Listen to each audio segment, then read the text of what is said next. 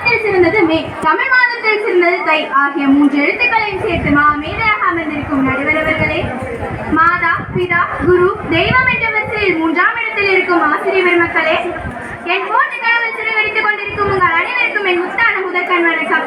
எனக்கு கொடுத்துள்ள தலைப்பு பூமியை காப்போம்.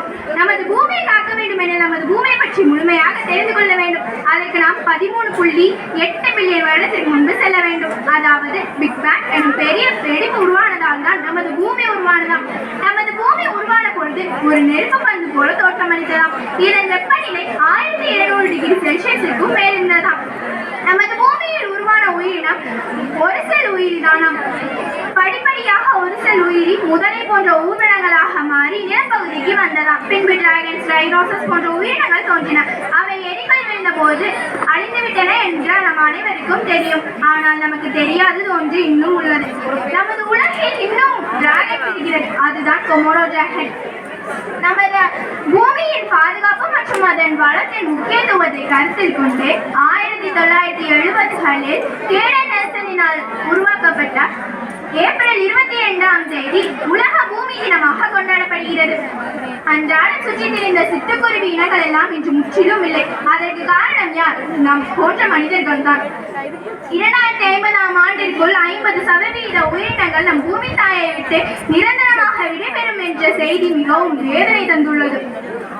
நீரின்றியமையாது உலகு யார் யாருக்கும், வானின்றியமையாது ஒழுக்கே என்ற திருக்குறளிலிருந்து திருவள்ளுவர் கூறுவது நீருக்கே முதன்மை கொடுத்து ஒரு அதிகாரத்தையே தொகுத்துள்ளார்.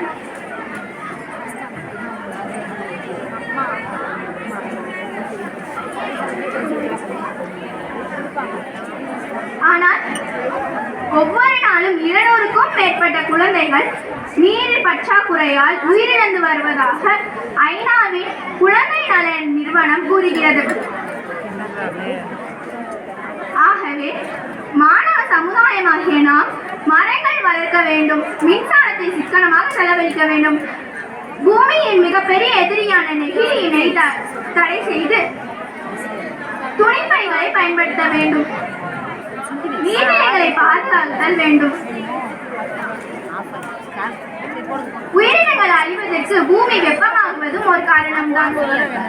வேகமாக உருகிவிடும் பனிப்பாறைகள் எல்லாம் பல்வேறு பனிக்கரடிகளின் வாழ்வாதாரத்தை கேள்விக்குறியாக்கியுள்ளது.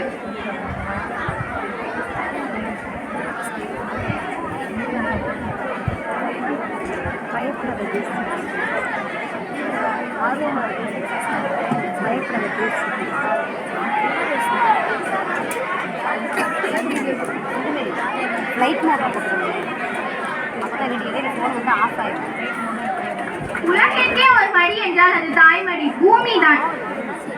நம் பூமியை காப்பது நமது தாயை காப்பதற்கு சமமாகும். அதனால் பூமியின் மண்வளத்தை காக்க வேண்டும். நட்சத்திரத்திற்கு குறிவை மரத்தை சுட்டாலும் பரவாயில்லை என்பார்கள். நான் குறிவைத்தது நட்சத்திரத்திற்கு, சுட்டது மரமா இல்லை நட்சத்திரமா என்பது நடுவரவர்களுக்கு தெரியும். காலமோ சுருக்கம், கருத்தோ பெருக்கம், இன்னும் பேசினால் ஏற்படும் சுரங்கம். பேசி முடிக்கிறேன். வணக்கம்.